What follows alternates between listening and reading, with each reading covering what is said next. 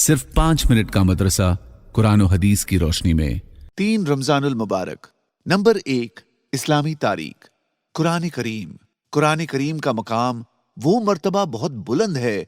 उसकी अजमत वो बुलंदी के लिए यही काफी है कि वो अल्लाह का उतारा हुआ आखिरी कलाम है। वो अजायबात और हिकमतों से भरा हुआ है। वो हिदायत का एक ऐसा चिराग है जिसकी रोशनी में एक भटका हुआ इंसान अपनी मंजिल पा लेता है और उस पर अमल करके इंसान अखलाक के आला दर्जे तक पहुंच सकता है। तमाम आसमानी किताबों में सिर्फ कुरान करीम एक ऐसी किताब है जिसकी हिफाजत की जिम्मेदारी खुद अल्लाह ताला ने अपने जिम्मे ले रखी है। दुनिया में इस जैसी कोई किताब नहीं। ये हुजूर सल्लल्लाहु अलैहि वसल्लम का एक जिंदा मोजज़ा है जो कयामत तक इसी हालत में बाकी रहेगा। कुरान करीम एक अजीम शान किताब है। ये अल्लाह का भेजा हुआ कलाम है, किसी इंसान का बनाया हुआ नहीं। दुनिया में इसकी कोई मिसाल नहीं है। खुद कुरान ने अपने बेमिसाल होने का दावा किया है, जिसका जवाब आज तक ना कोई दे सका है और ना कयामत तक कोई दे सकेगा। नंबर 2, अल्लाह की कुदरत। दीमक। अल्लाह ताला ने बेशुमार मखलूक पैदा फरमाई है। उनमें से एक अजीब नाबीना मखलूक दीमक भी है। वो नाबीना होने के बावजूद सर्दी, गर्मी और बारिश से बचने के लिए शानदार मजबूत टवरनुमा घर बनाती है, जिसकी ऊंचाई उसकी जसामत से हजारों गुना ज्यादा होती है। इन घरों के बनाने में वो मिट्टी और अपनी थूक को पाखाना का इस्तेमाल करती है। उनके घरों में बेशुमार खाने होते हैं, जिनमें भूल भुलैया छोटी छोटी नहरों के रास्ते और हवा के गुजरने का इंतजाम होता है। आखिर बीनाई से महरूम दीमक को टवरनुमा शानदार घर बनाने की सलाहियत किसने अता फरमाई? यकीनन ये अल्लाह ही की कारीगरी और खुदरत का नमूना है। नंबर 3, एक फर्ज के बारे में। रोजे के फराइज।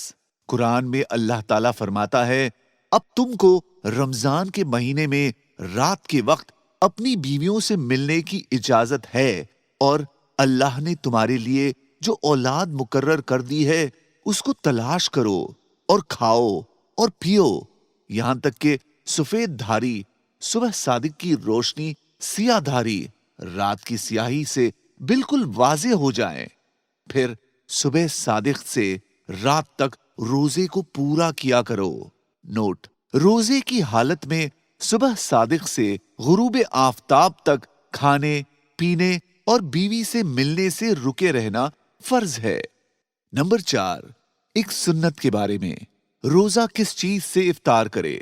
हजरत अनस रजी अल्लाह अन्हु फरमाते हैं कि आप सल्लल्लाहु अलैहि वसल्लम मगरिब की नमाज से पहले तर खजूर से रोजा इफ्तार फरमाते थे।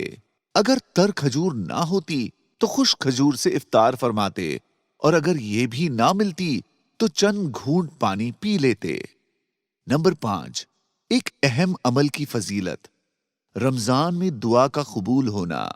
रसूलुल्लाह सल्लल्लाहु अलैहि वसल्लम ने फरमाया, रमजानुल मुबारक के हर दिन और रात में अल्लाह के यहां से जहन्नम के कैदी छोड़े जाते हैं और हर मुसलमान के लिए हर दिन और रात में एक दुआ जरूर कबूल होती है। नंबर 6, एक गुनाह के बारे में। हराम गिजा की नहुसत। रसूलुल्लाह सल्लल्लाहु अलैहि वसल्लम ने फरमाया, उस जात की कसम जिसके कब्जे में मेरी जान है, आदमी अपनी पेट में हराम लुकमा डालता है जिसकी वजह से 40 दिन तक उसका कोई अमल अल्लाह के यहां कबूल नहीं होता। नंबर 7, दुनिया के बारे में। दुनिया की हर चीज अल्लाह की है।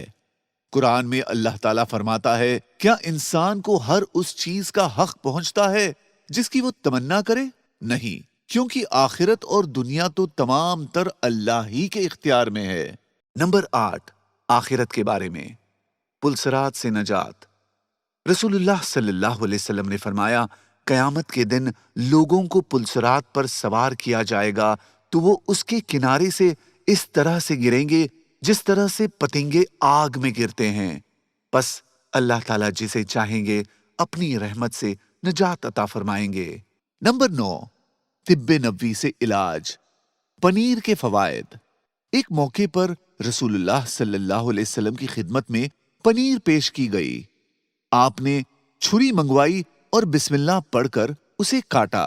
नोट: ताजा पनीर जो नमकीन न हो मेदे के लिए बहुत उम्दा है, बदन के गोश्त को बढ़ाता है, इत्तिदाल के साथ पेट को नरम रखता है। नंबर 10, कुरान की नसीहत। नेकी का हुक्म करो और बुराई से रोको।